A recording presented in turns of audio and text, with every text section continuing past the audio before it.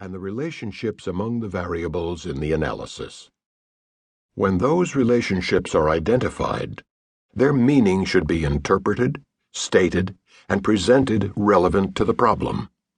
The clearer the results presentation, the more likely that the quantitative analysis will lead to decisions and actions, which are, after all, usually the point of doing the analysis in the first place. The presentation of the results needs to cover the outline of the research process, the summary of the results, and the recommendation for solving the problem, though probably not in that order. It's usually best to start with the summary and recommendations. The best ways to present the results are either to convene a meeting with the relevant people and present them with a Q&A session, or write a formal report.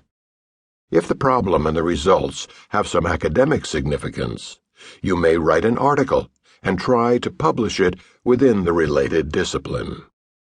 As we noted in Chapter 2, presenting data in the form of black and white numeric tables is a pretty good way to have your results ignored, even if it's a simple, here's what happened, analytical story. This type of story can almost always be described in simple graphical terms: a bar chart, pie chart, graph, or something more visually ambitious, such as an interactive display. There are some people who prefer rows and columns of numbers over more visually stimulating presentations of data, but there aren't many of them. If you can use color and movement to liven up the presentation in ways that add to the clarity of the results, so much the better. Telling a story with data. The most successful analysts are those who can tell a story with data. We've discussed several different types of stories that can be told with analytics in Chapter 2. But regardless of the type of story and the means of getting it across, the elements of all good analytical stories are similar. They have a strong narrative, typically driven by the business problem or objective. A presentation of an analytical story on customer loyalty might begin: as you all know, we have wanted for a long time to identify our most loyal customers and ways to make them even more loyal to us, and now we can do it. Good stories present findings in terms that the audience can understand. If the audience is highly quantitative and technical, then statistical or mathematical terms, even an occasional equation, can be used.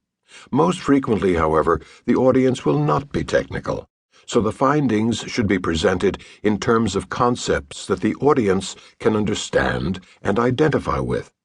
In business, this often takes the form of money earned or saved, or return on investment. Good stories conclude with actions to take and the predicted consequences of those actions.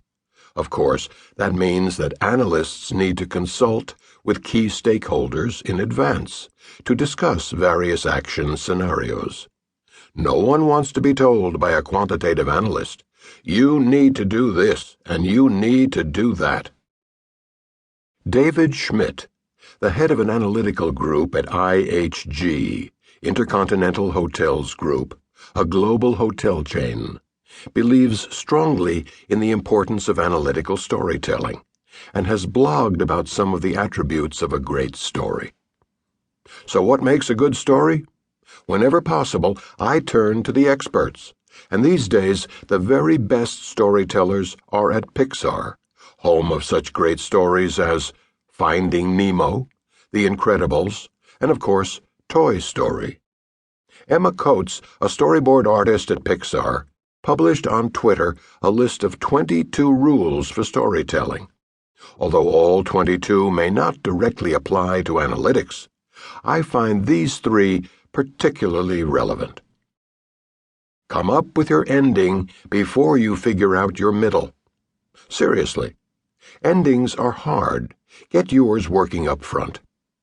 The conclusion of your analysis is the only reason why you are telling the story. When you finish, what do you want your audience to know? More importantly, what do you